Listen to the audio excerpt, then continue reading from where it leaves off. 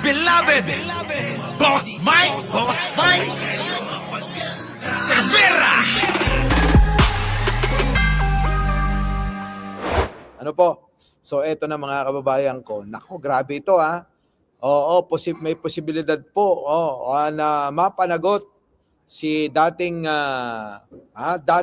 Pangulong Duterte. Si Digong ho ba? Mga kababayan, ano? Ay nako, eto na mga kababayan ko, dahil nga ho sa tapos ng termino noong pong si Martires na itinalaga ni Digong bilang ombudsman at napalitan ni Manong Boyeng, mga kababayan, nako, eto na ho. Oo, naglalabasan na ho yung mga humihingi pa ng hustisya nung panahon pa ho ni Digong. Ano?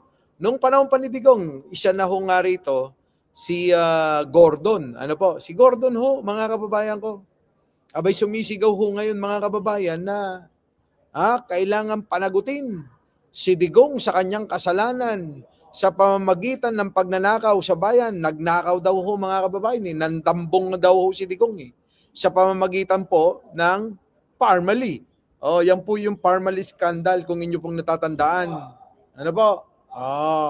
At ito pa mga kababayan ko, si Saldico naman, kakansilahin ang pasaporte para mapilitang umuwi. Yun naman ang payo naman ni Toby Chanco, mga kababayan.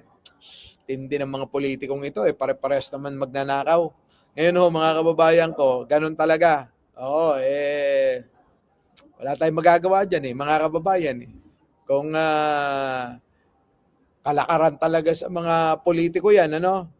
Sabi nga nila, mga trapo, ano? Nako. Live tayo. Live tayo. Ngayon ho mga kababayan, ano ho masasabi nyo ho rito? Unahin natin itong talakayin.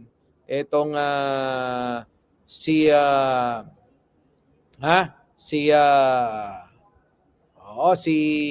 Gordon ho, mga kababayan, ay sumisigaw ho ngayon na dapat mapanagot si Digong. Ano masasabi nyo ron? Mga kababayan ko, paano na ho yung kinakaharap niyang kaso sa ICC? Ano ba yan? Papauwi na ba yan, mga kababayan? Ano?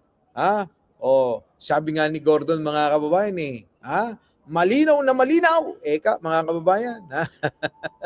Sabi ni Gordon to, hindi ako. Malinaw na malinaw ang kasalanan ng dating presidente. Kita nyo ho mga kababayan ko. Yan ho yung sabi. Malinaw na malinaw daw ho di ibig sabihin mga kababayan ko, ang tanong, bakit nga hindi napanagot itong si Digong at mga kasapakat, mga kakutsaba sa sindikato ng Parmali? Ano po, ang tagal na yan, Sir Mike. Yun na nga Ang tagal-tagal na, ngayon lang ho na nagkakaroon ng pag-asa na baka sakali ho mga kababayan magkaroon na ho ng hustisya ito. Ito po yung mga kababayan, kung inyo maalala, habang pandemic mga kababayan ko, panay ang kamal nila ng kwarta habang tayo nahihirapan kung saan maghahagilap ng makakain. Ito ho yung kanilang ginawa.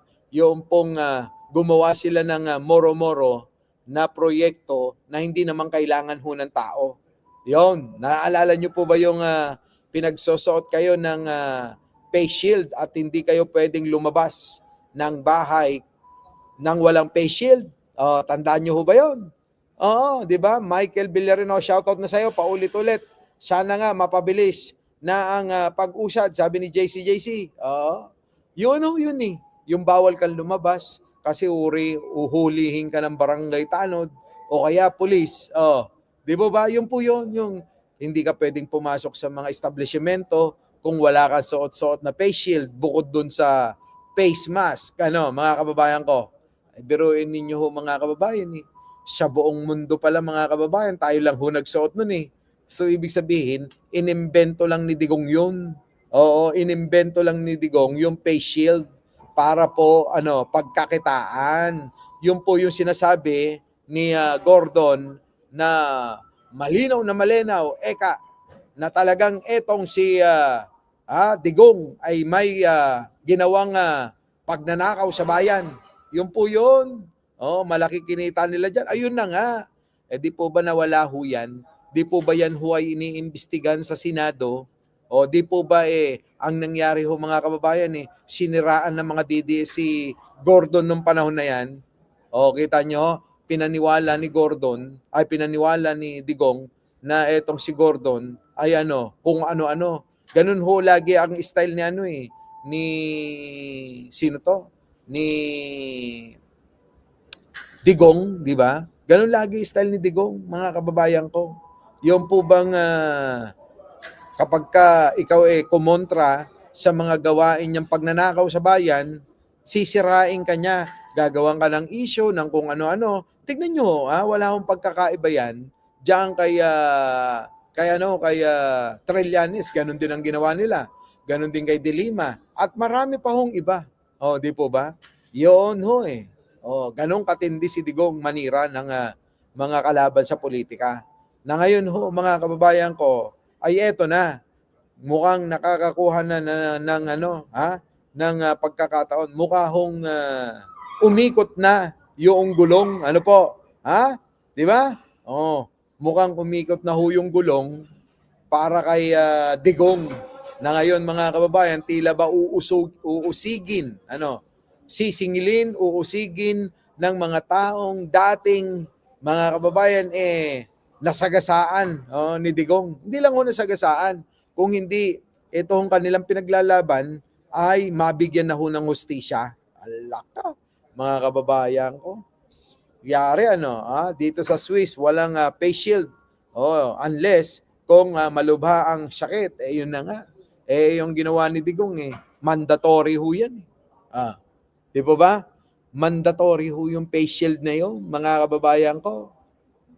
Na isuot natin.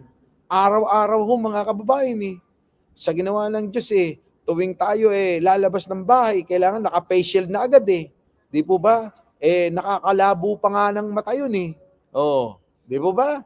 Yun, mga kababayan ko sama, Sama ng ginawa ni Digong. At ayun na nga, mga kababayan, dahil nga dyan ay kumamal daw ng bilyon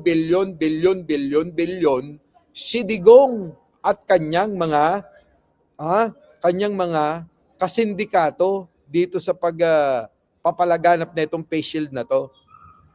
Tindi, mga kababayan ko, Antindi. Pero nyo umabot ho ng 48 billion ang kinikback daw di umano ni Digong ayon, mga kababayan, dito sa balita ni Richard Gordon, dating senador. Grabe. Tindi, ang daming pera.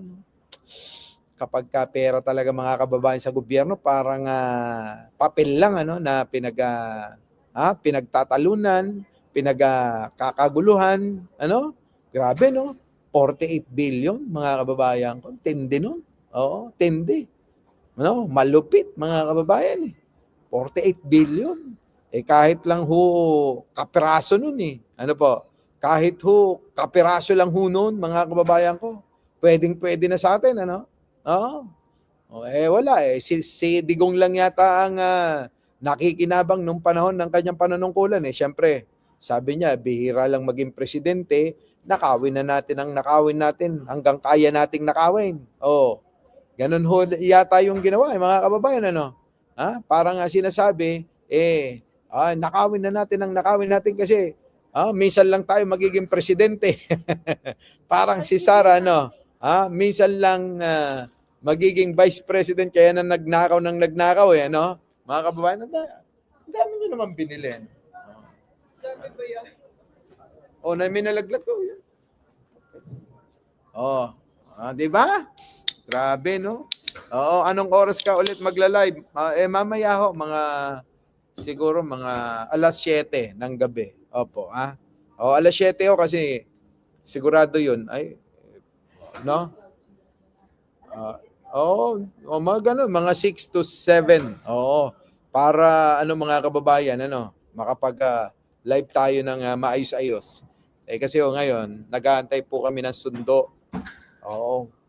'Di ba? Mag-aantay ako ng sundo tapos mga kababayan, didiretso kami ng airport kasi pauwi na rin ho ako, no? Oo. At mamimigay ho ako ng pasalubong.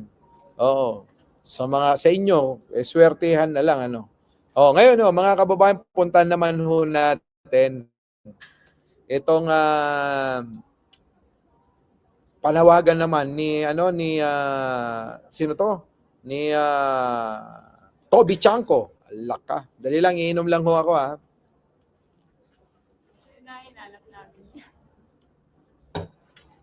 Mga kababayan ko. Ito matindi. Si Saldi ko mukhang gigil na gigil dito mga kababayan, Di ba? Oo, naka-quarantine, kaliwat kanan. Tigukan pa. Yun na nga. Pero mo, ito ang kagandahan nun. Teka muna, bago tayo tumalon ng topic. Dagdagan natin tong kwentuhan natin kay Digong nung panahon na naka-quarantine tayo. Nung nag-lockdown, Biruin ninyo mga kababayan ko, lockdown na. Abay, talagang sinamantala ni Digong. Yung lockdown na yon, sinamantala ni Digong para pagpapatayin yung mga kababayan nating pinaghihinalaan nila na nagdodroga daw, mga kababayan ko. Biruin nyo, walang kawala, Lockdown na. Samantalahin nyo ang pagkakataon habang lockdown. Hindi makakaalis ng mga bahay yan. Hindi pwedeng lumabas. Kita nyo? Grabe, no? Talagang matindi. Ayun. Di nagdudusa ngayon si Digong. Habang ngayon ay nakakulong, mga kababayan, dusang-dusa na yon. At sa kanya, sa sarili niya, wala na hong halaga para sa kanya yung buhay niya. Sa totoo lang hindi na mahalaga para sa kanya yung buhay niya. Kasi nga mga kababayan ko, na-save niya na lahat 'Di ba? Nanakaw niya na lahat ang gusto niya nakawin. Samantalang tayo mga kababayan, nahihirapan, trabaho ng trabaho. Kailangan nating mangibang bansa para kumita ng pera, para matulungan yung ating mga pamilya. Pero si Digong mga kababayan, yung pamilya nun, hanggang sa pinakaapu-apuhan, hindi na maghihirap. Ano po? Hindi na. Hindi na maghihirap yan, maniwala kayo. Di ba? Yan, mga kababayan. Marami. Hindi lang yan, mga kababayan. Panahon ng pandemya, baka nakalimutan nyo yung kung kailan kinuha ni Pulong yung kanyang pondo sa kanyang flood control. Hanggang ngayon, binabaha pa rin ang Davao. Panahon din ng pandemya yon. Noong pong pinagkukuha at inaprobahan ni Digong, yung pong hiningi ni Pulong na 52 billion para sa control. Grabe, mga kababayan. Tindi. 48 billion, 52 billion, di 100 billion na yun. 100 billion na yun, mga kababayan ko. Kaya ako naniniwala, mga kababayan, ang pera ng mga Duterte, trillion pera niyan hindi nyo ba napansin? Anong ginawa ni Digong? Nangutang. Press release na mayroong bill dito, bill doon, bill dyan, at bill doon. Di ba? Bill. Pero mga kababayan, puro lang press release. Puro lang pagbabalita. Wala namang ginawa. Yan, mga kababayan ko, ganyang kagaling mambudol si Digong Tindi, no? Mga kababayan, ang tindi ni Digong.